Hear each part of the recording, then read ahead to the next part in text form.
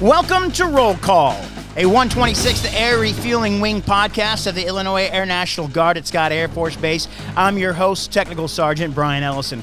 The Roll Call podcast focused on people, mission, and community. I want to start off by saying hello to our deployed friends.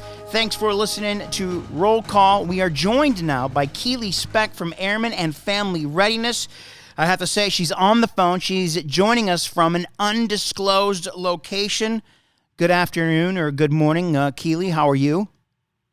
I'm good. I was kidding about You were? Yeah, I am just across the hall. I was saying, okay. It sounds less pathetic when we don't have to be so socially distant when we really are 2 steps away. Yes. But that's what we're all dealing with. We're all stuck there. We are, yes. Keely is just across the hallway. We started recording this, and she said, you need to say something more interesting than I'm just across the hallway. So I came up with undisclosed location. Now she gives away the whole game. Because wouldn't it be great if 2020 kept us all far apart because we were all on these wonderful vacations far, far away and not, waving to our next door neighbors through glass and never ever seeing our family. Yeah, it's a great way. Yeah, it's a great way. What am I trying to say here? It's a great imagination way to stretch our minds and just be more imaginative, and that way it helps us deal with the stress of what we're all going through. Which that kind of reminds me of this whole monolith. That you've been following the monolith that's in Utah that just showed up one day and then disappeared. Hmm. You haven't followed this? I saw it. I did not keep up with it. Would you like to tell me about it? No, it just showed up. The monolith just showed up in some Utah desert in a remote area. They just happened to see it. These park rangers or whatever just happened to see it show up in a pretty remote location that is really hard to get to. It showed up. People talked about it for a while, and then it just magically disappeared and supposedly just showed up in Romania. It's bizarre. And it gives us some kind of distraction. Love a good distraction or delusion, whichever. Yeah, sure. Whatever we got to get through to get through 2020. Mm-hmm. So which we have. What's the countdown? 30 days. 30 days. We're recording this on December 1st. Yes, we have 30 days until this. I wish the calendar would turn and it would just go away, but unfortunately, 2020 is going to last 18 months. Mm-hmm. Yeah, it's got a good decade on its head. What's new at Airmen and Family Readiness? It sounds like maybe COVID has changed your guys' plans again. Yeah, always. We're not in a vacuum, so everything affects us just the same as all the schools and the restaurants and family gatherings. So I was excited to play the Grinch this Christmas and take pictures and have a distant movie afternoon with everybody for the families and for the kiddos, but that's not safe, so we won't be doing that. I'll be lucky if I can string up some Christmas lights and hand out toys. And everyone will have to wear a hazmat suit. But are you really planning on doing that again? Are you planning on doing that? Not the hazmat suit, but handing out. Yeah, we will be for both because we're having 2 drills this month, which is always fun. Yeah. If you missed out and didn't have enough on the first drill, don't worry. There's a second one. Yeah, I'll be doing the second drill. I'll be doing both. I'm not exactly sure what it's going to look like because I try just not to plan anymore and plan maybe 5 minutes at a time. That way nothing can drastically change. So what's funny is this year I think we've gotten the biggest turnout of donations. Like from the USO, we got double the amount of food baskets from the Dollar Tree.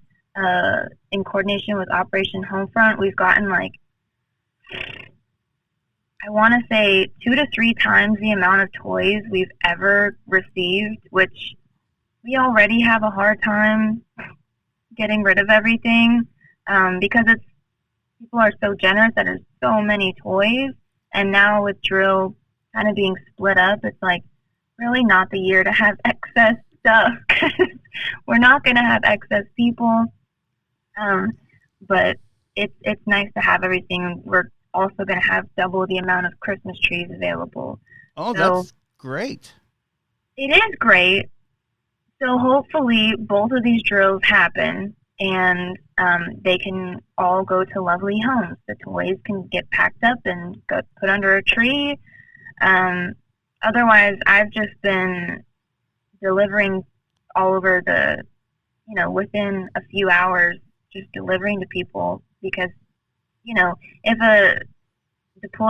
especially a deployed affected family member is like, I can't come down there, and sure, then I'll just drop it off at their house, and that way COVID isn't something that keeps them from getting the benefits that all of these different programs are trying to give back to our people. And then, who am I to have a barrier between that? It's like, no, sorry. Right. They're not drive. So, which is what we tried to do. Well, it's what we did do with the virtual Halloween event. I mean, that was a really, really good, it was a fun turnout. Everyone was in their costumes. I think we talked about this last time, but, I'm a big fan of the virtual world because I'm goofy and sarcastic, but I'm very much a fan of being by myself. So I like the virtual world because to me, it's always been a way to connect with people while still being myself. I'm not pretending to be a social butterfly and like dressing up and hanging out in a big crowd. I get to just be social from just the head up, or just, I'm a fan of the virtual world, but I know that for a lot of people, maybe once or twice is a novelty, and then after that, they're so sick of it. I know that people are getting tired of seeing virtual before every event invitation or every email. Every company is trying to do something virtual and virtual this, and let's connect over, and I get people's frustration with that. And I try to have a lot more empathy because of my inner cynical joy that's like, oh, thank God life is virtual right now. I'm so glad for curbside pickup. And other people are like, I just want to walk through a mall. I'm not that type of person, but I can empathize that those people exist and they want to walk through a mall and get a Cinnabon. So actually a cinnamon roll sounds really good. So I would go to a mall just to get a cinnamon roll. But I mean, what are you, because my life is pretty much exactly the same. So, because I was new here to begin with. Right. I'm, very slow at building, like, because I don't like to leave the house. I don't, Right. What I mean? Yeah. I love giving my time to people in a work capacity. After that, I'm taking a nap, or I'm eating Popeye's chicken or something like that. Like my time is done. So to me, there's not a whole lot of change. My family already lives across the country. All of my friendships are pretty much virtual as is for the last few years, just moving all the time. And besides not going to get movie theater popcorn since like February, that's the only thing that my brain misses. So, what do you miss? What do I miss? Yeah. I guess going to the movie theater to go see a movie is one of the things that I miss. And I think going to a baseball game is just one of those things where you can kind of just go, hey, you know what? Let's go to a baseball game tonight. And it was just kind of hard not to want to do that during the summertime. In the wintertime, we're not that active, so it's not that hard of a transition. We do spend a lot of time in the wintertime binge watching a lot of movies and TV shows that we normally maybe not do in the summertime, where we're out with family or anything like that. That's been a hard thing too. I mean, we spent Thanksgiving, just the four of us, and a year before that we had 30 people in my house. So that was that's difficult, not seeing my big family with my whatever, how many aunts and uncles that I have, 10 aunts, well, not 10 because my mom is one of them, but, 9 aunts and uncles and their kids and my cousins and all that come over to the house. So, yeah, that's been probably the most difficult thing. And I was tempted to say, you know what, screw it, let's do Thanksgiving with the family. And my wife was the voice of reason and said, nah, let's not do that this year. But I can see where you're coming from, because sometimes I think not much has changed. Even in the summertime, there's times that I mean, because we went to the pool in the summer. I mean, because I figured if we were outside, and maybe me thinking, being maybe a little selfish, thinking, well, it's chlorine, right? We're going to be in the chlorine. We're going to be out in the sun, which I just heard a study that vitamin D may help fight COVID, not cure it or anything like that, but it may help you with COVID. Vitamin D is good for you, and just being outside. My biggest thing was, as long as we're outside and the wind's moving, I think we're okay. And we survived throughout the summer just going to the pool. That was something that we kept for the kids. So it's those little distractions that we were able to add those in still. But yeah, it's the, going to see a movie and things like that it's like, man, I can't go do that. But at the same time, I don't let it bother me. I'm kind of a go with the flow kind of person. So I'm just like, yeah, whatever. It's just, what it is. So just something that we got to do. And hopefully we don't have to do it much longer. Yeah, I was going to say, because as you're talking about things that you miss, because I don't miss that much. So then maybe it's less depressing to talk about what you're glad has changed. What you're glad you're not doing anymore. Like I like not having people stand so close to me in line. And the other day I was at Smoothie King on base on like a Saturday or something. And there was one person that was like standing next to me in line as if the world was normal, like right behind me. Oh, that's, yeah. It felt so invasive that even without COVID, I was like, I can't stand this. I hope people stay 6 feet away from me at all times for the end of time. So, what are things that you're glad are different? I think standing in line, there just seems to be this more respect for people's personal space. Mm-hmm. It's that respect for personal space. So I don't feel, and I'm probably guilty of this, of having to maybe push myself a little more forward to get to the front of the line or what have you. It's just more like, okay, we're all in line. We don't need to fight over position. Everybody just seems like, okay, we're just orderly.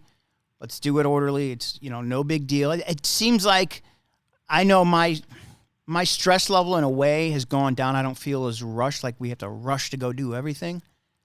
Mm-hmm. I just feel like, okay, this is the way it is. I'm cool with this.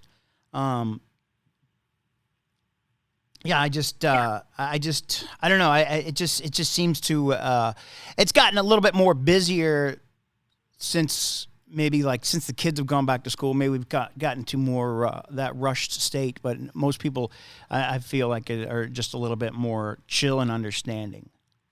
Mm-hmm. I'm even thinking like, I'm if there's a line, do I really need to do it?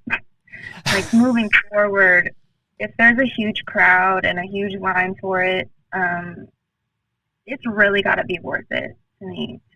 And I can't think of something. I'm like, I would stand in line for 20 minutes to 3 hours for this thing. I just don't know. You remember when we used to have to like line up at the movie theater 2 hours in advance? Oh yeah. Like, what's wrong with us? We're sitting on the floor of a movie theater cleaned by 15-year-olds. Like, what? What are we doing? I don't need to go back to that. But also, I saw a picture from like this month of people standing out in like a huge line, and they're all socially distant and wearing masks, but it's somewhere in New York. People were waiting in line to get like an iPhone. Or they're going to the Apple store. I'm just assuming it was because of the new release, but I think there's also a MacBook that got released or something. Oh, yeah, yeah. But anyway, some electronic that I'm like, let me just buy that online. Like, do I need to stand outside for 45 minutes to maybe touch a phone that I might buy? I went to the dentist and they gave me, well, they spray you with hand sanitizer after they screen you. Well, not like, right. Not spray, you know what I mean? Yeah. They spray your hands with hand sanitizer, and then they handed me a little cup of Listerine to like disinfect my mouth before they started working on me. And I was like, that's a good idea. Why didn't we do that before?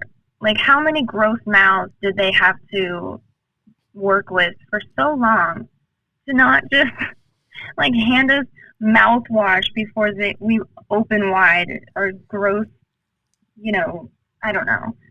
It's just weird to me, the things that we're now training ourselves to do that we didn't do before at all. Yeah.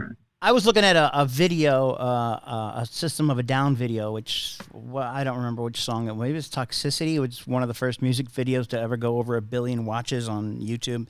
But I'm looking at it, and it's filmed with like in a concert setting, and these people are absolutely packed. And I'm now thinking, do I want to ever be that packed again and with people at a concert? Boy, my COVID brain now is like, too close. Yeah.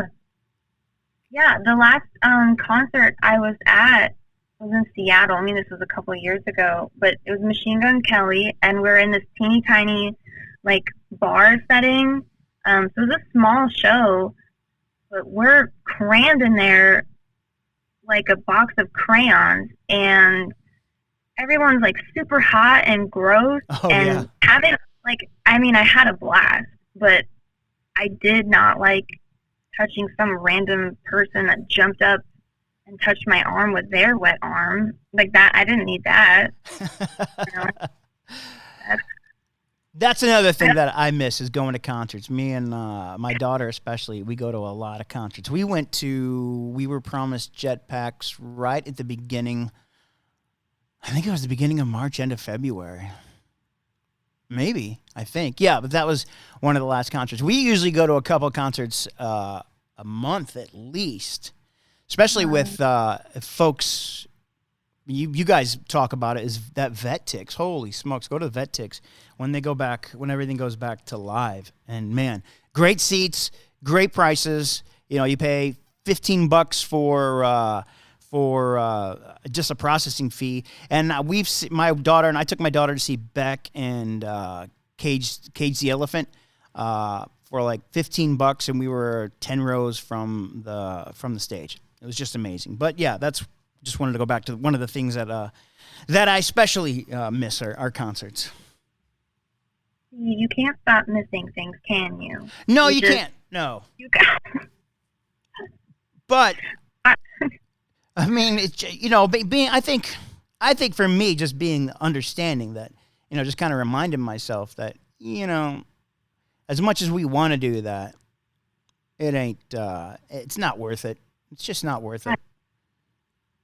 Yeah, and I was thinking so I don't have kids, so there's not a lot of pressure for me to do anything normal or traditional or anything like that for at all, but especially like in the holiday season, my niece will send me like a wish list, and it's like me, my dog, and some tacos, and that's what she wants for Christmas. She's 9, and that was also what she wanted for her birthday in June. So I think she's just being lazy and not writing a new list. But we're across the country, so I can kind of get away with the excuse of like, well, I'll send you something in the mail, and like that's what it is.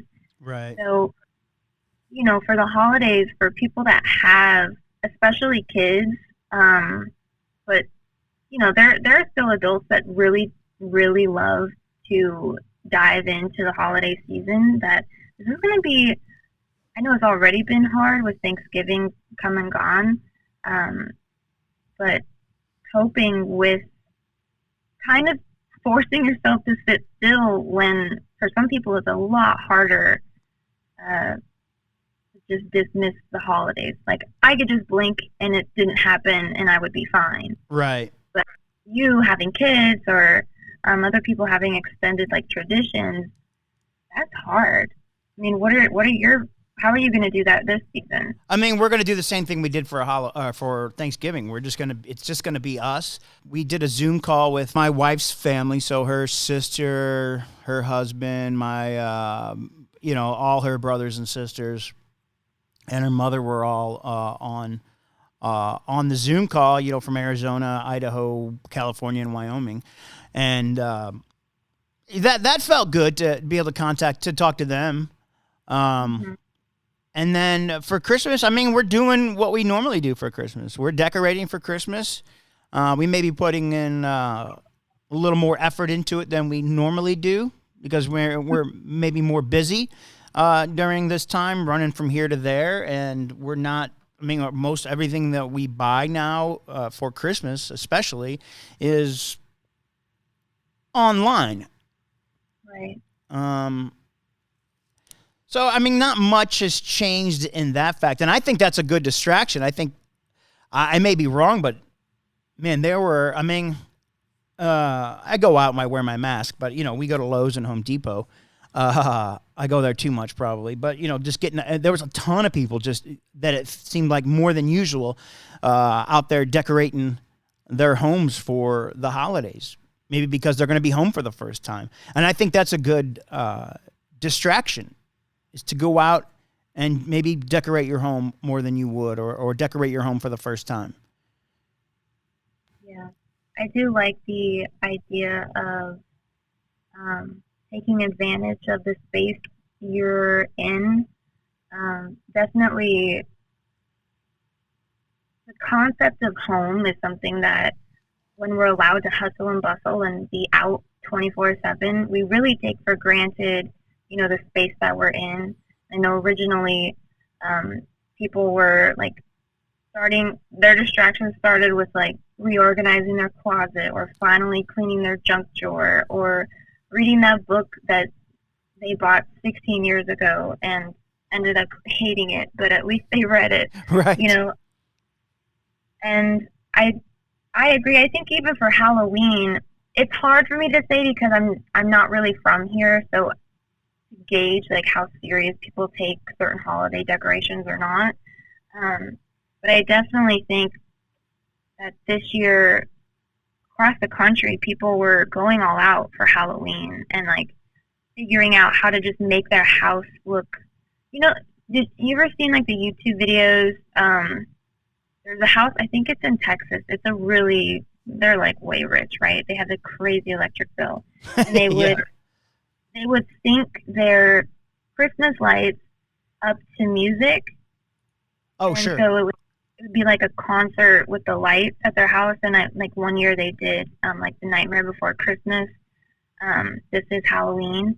And I feel like I've seen a lot more people doing that type of a grand gesture with lights and decorations this year. Because it is just that one little magical moment that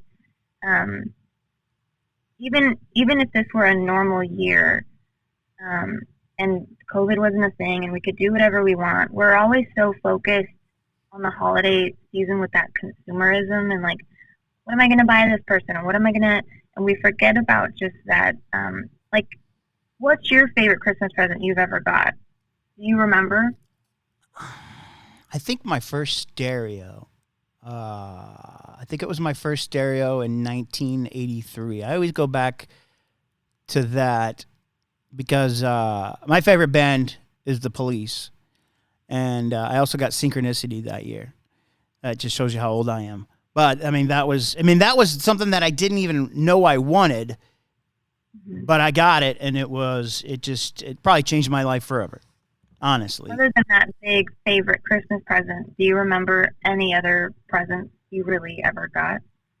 Without thinking about it. Yeah, my first bike too. I remember that. I think I got that the year before. But other than that, no, probably not.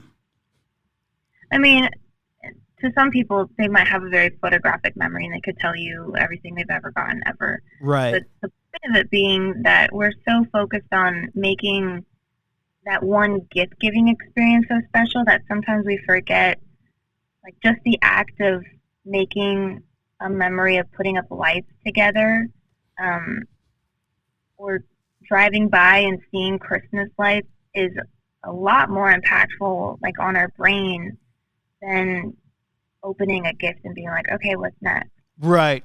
And that's what I hope that we do with our kids, is that it's more about the the act of putting up the decorations and just being together as a family. And that's a great distraction for this time of this, especially this year. It's just, going out and let's build a family memory, not of buying something, not of going somewhere, of just sitting at the house and let's decorate. There are a lot of things outside. There's no restrictions on hiking, and there's so many cool outdoor places even in a flat state like Illinois that we can still go out and find. We can, name another one. You can, yeah.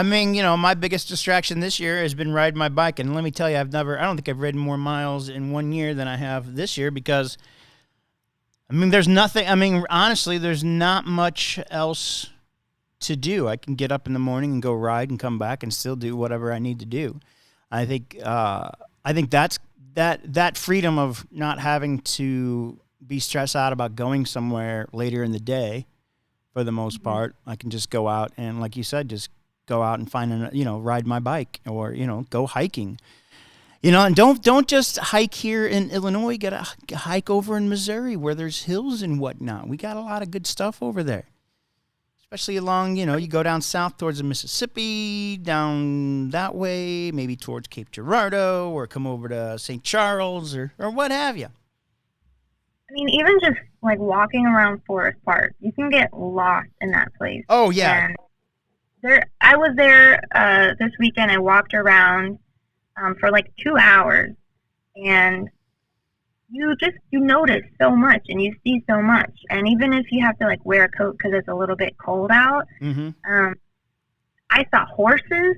There were people walking a horse and a park ranger that was like, what's this? Should you be here? I don't think horses are allowed. He's making that face like, this is my first day and I don't really know what to do about these 5 horses. And because they pulled over and like were walking them in the grass as if they were dogs, like, go potty, you take your dog out on a long road trip, and this park ranger just like on his radio, like, what's the deal with it? Like, what's the protocol for horses?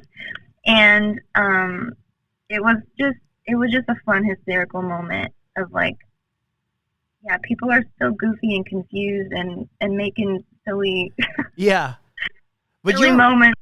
You're right about it. If you go to the western part of Forest Park, like towards, I forgot what that is. You go past the zoo, going towards Skinker on that road. I forgot that road is called. There's like this, it's called the Kennedy Forest or something. I don't know. And it's over there. You can definitely, it probably looks a little dicey over there. Just that you could get lost in that little area.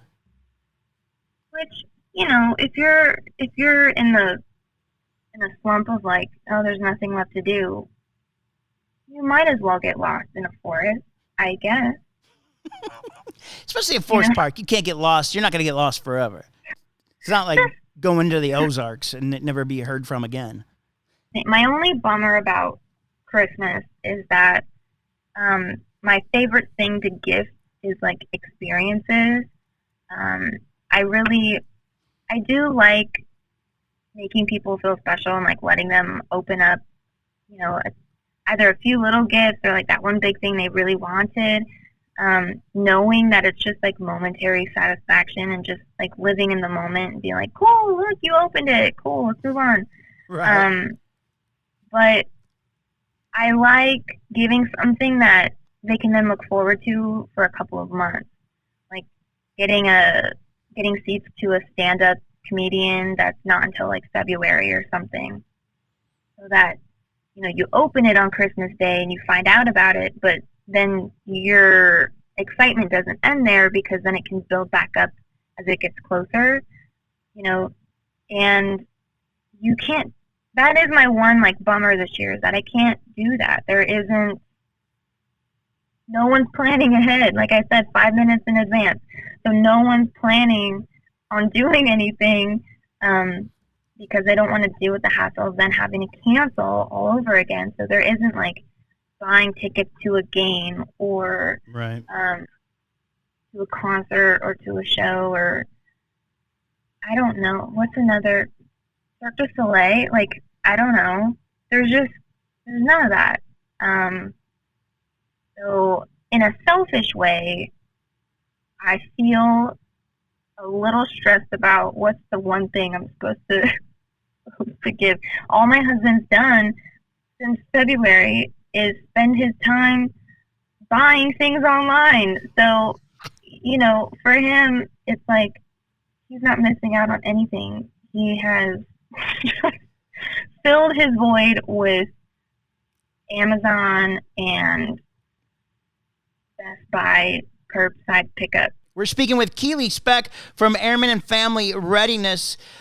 Keely, what are you? I think we talked about this before, but what positives are you going to take out of this? What has changed for the positive for you? Is not putting so much pressure on productivity.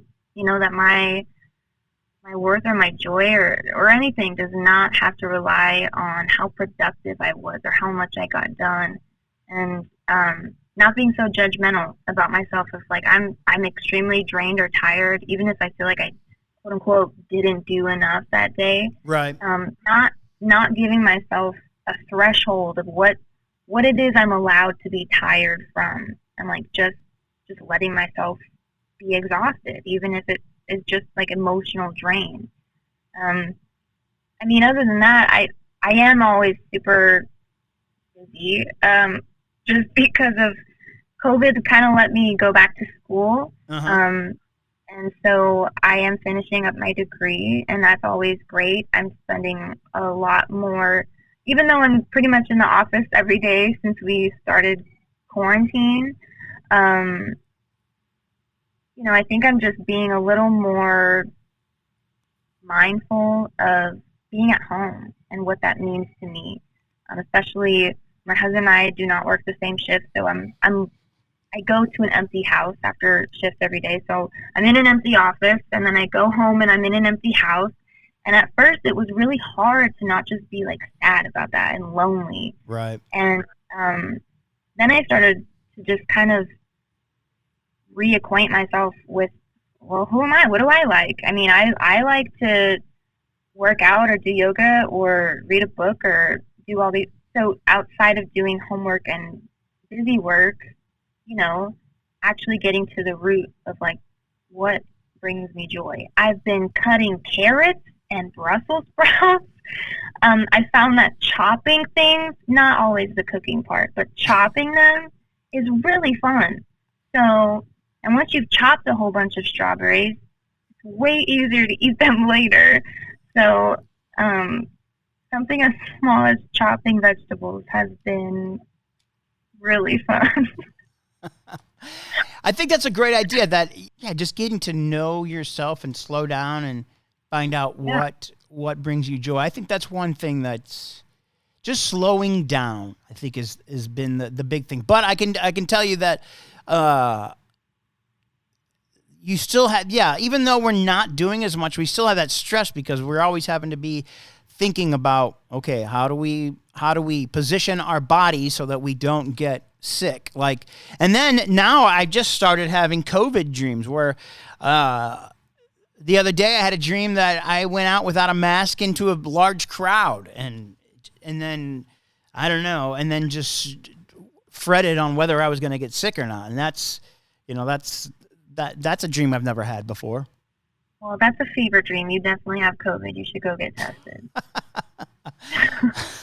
And I can't even think about where. I mean, I don't know why that would have happened, but I think maybe that's just a subconscious worry that I have of I don't know, being stuck in a crowd without a mask. Yeah, definitely letting ourselves just slow down. And I really don't remember a time that I felt genuinely bored during quarantine. And I think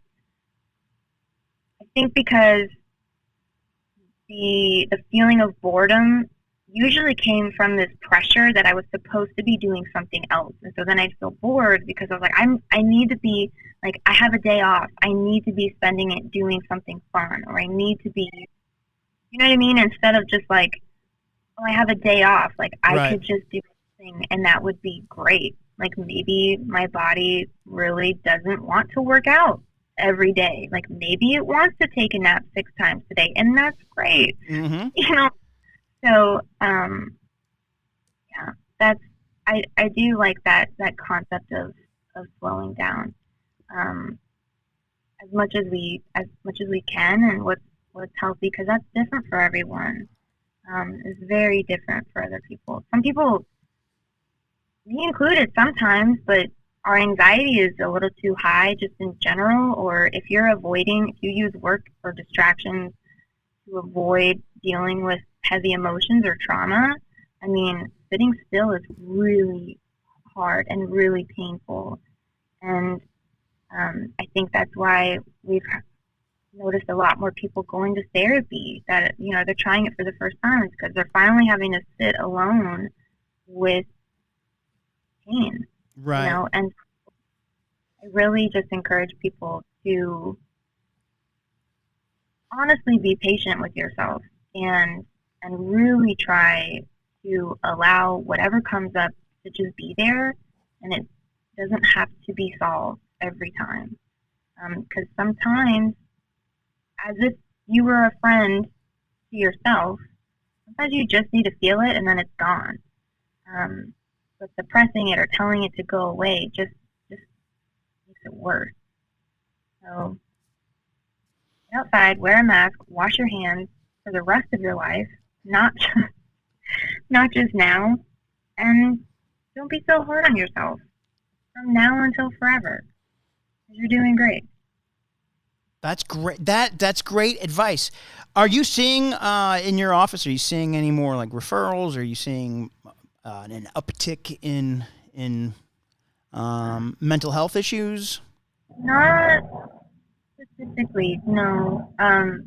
Not anyone in crisis. It's just like general questions, like, hey, where would I go if I wanted to talk about this? You know, so that's what I mean. Like, normally people would come and get referred because of a big issue. Now, I think if people are just like, hey, if I wanted to talk to somebody about X, Y, and Z, where would I go? Okay. So they're more calmly and preemptively looking at therapy as a way to be social, kind of, you know, so that it kind of gives it more of a benefit too, because not only is therapy incredibly wonderful for everyone, but now it's your opportunity to talk to a human being who's going to be objective and not cause more drama. Like if you were telling your mom about your life problems, you know, right, she'd drag them out forever. So, not your mom, just in general. Sure. Moms in general. Right. And dads. You know, listen, when you talk to someone who's not objective, you never really know what kind of reaction you're going to get when you vent.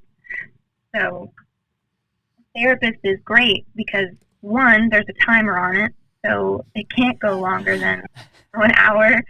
And they don't give unsolicited advice. Like, their job is just to validate how you feel. And you don't get that in normal day-to-day conversations, really. And so those are the kind of inquiries that I've been seeing, at least, is just, I'm not necessarily in crisis, but I just want to chat with someone, and who might that be? And so I like seeing how casual it is for people now. It's not as big of a deal, honestly, to people, and I think that's great. We're talking with Keely Speck from Airmen and Family Readiness. I guess we need to wrap this up. That would be superb. Okay, great. So you want to find out what's going on around the wing, you can go to our 126th Air Refueling Wing Facebook page to find out what's happening.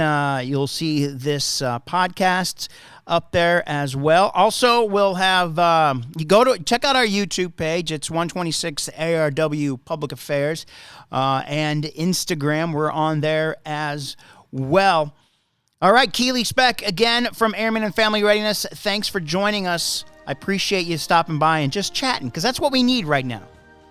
Yeah, thanks for having me. Thank you for listening to Roll Call, a 126th Air Refueling Wing podcast focused on people, mission, and community.